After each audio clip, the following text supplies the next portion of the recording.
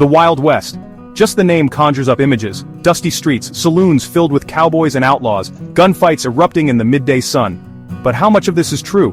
The Wild West of our imagination is more fiction than fact.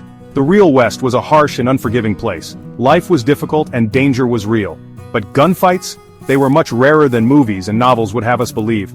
The stories we know, the gun battles that made legends, are just that, stories. They are grains of truth, sprinkled with a healthy dose of imagination. This essay aims to separate the myth from the reality of Wild West gunfights. We'll explore how this myth took root, examine the reality of violence in the Old West, and delve into the reasons why this romanticized image continues to captivate us today. The romanticized image of the Wild West didn't just appear out of thin air. It was carefully crafted, woven from tales spun by dime novels and early Hollywood films. Dime novels, cheap and readily available, were hugely popular in the late 19th century. They offered readers a glimpse into a world of adventure, danger, and of course gunfights. These stories, often exaggerated and sensationalized, helped solidify the image of a lawless West where disputes were settled with a quick draw. Hollywood, with its love of a good story, embraced the Wild West myth wholeheartedly. Westerns became a staple genre, further cementing the image of gunslinging cowboys and deadly showdowns in the public consciousness. These depictions, while entertaining, painted a skewed picture of life in the West.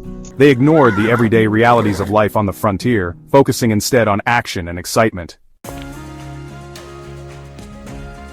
While gunfights were not an everyday occurrence, they did happen. The West was a dangerous place, and disagreements sometimes turned deadly. But these gunfights were far less glamorous than their Hollywood counterparts.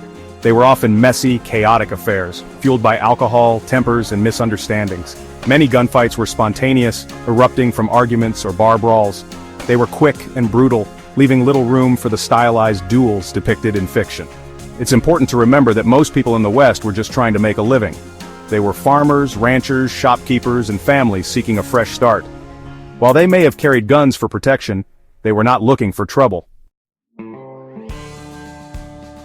As towns sprung up across the West, so did a desire for law and order. Town councils, eager to shed the wild label, often implemented gun control measures. Many towns had ordinances prohibiting the carrying of firearms within city limits. Those who entered town were required to surrender their weapons to the sheriff or a designated storekeeper, retrieving them upon leaving. These laws weren't always strictly enforced, and their effectiveness varied from town to town.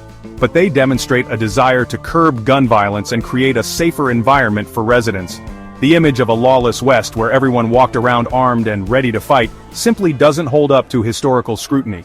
While the West was certainly wilder than the East, it wasn't the free-for-all depicted in popular culture. No discussion of Wild West gunfights would be complete without mentioning the gunfight at the OK Corral. This 30-second shootout, which took place in Tombstone, Arizona in 1881, has become a cornerstone of Western legend.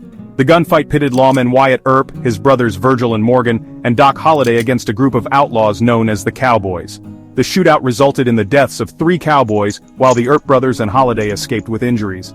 The gunfight at the OK Corral, though brief and bloody, was an anomaly, not the norm. Yet it captured the public imagination and has been immortalized in countless books, movies, and television shows. This single event, magnified and mythologized, has come to represent the entire era, shaping our perception of the Wild West and perpetuating the image of a gun-slinging frontier. Despite historical evidence to the contrary, the myth of the Wild West persists. Why? One word: entertainment. The Wild West, with its cowboys, outlaws, and gunfights, is simply too captivating to resist. It offers an escape, a chance to step back in time to a world of adventure and excitement. Hollywood continues to churn out westerns, each generation finding new ways to reimagine and retell these classic tales. And why not? The themes of good versus evil, justice versus corruption, and the struggle for survival are timeless and universal. So, the next time you see a gunfight erupt on screen, remember that you're watching entertainment, not history. The Wild West may be more fiction than fact, but that doesn't make its stories any less compelling. The Wild West, a land forged in the fires of myth and reality, holds a firm grip on our collective imagination. While the gunfights that dominate its lore were far less common than often portrayed, their impact on our understanding of this era is undeniable. It is crucial to remember that the West was not merely a backdrop for shootouts. It was a place of immense hardship, resilience, and transformation. It was a melting pot of cultures, a land of opportunity, and a stage for both progress and conflict. As we separate the fact from the fiction, let us not forget the real people who lived, loved, and died in the West. Their stories, though often less sensational than the myths, are no less important. Let us remember the Wild West for its complexities, its contradictions, and its enduring legacy, a legacy that continues to shape our culture and our understanding of the American frontier.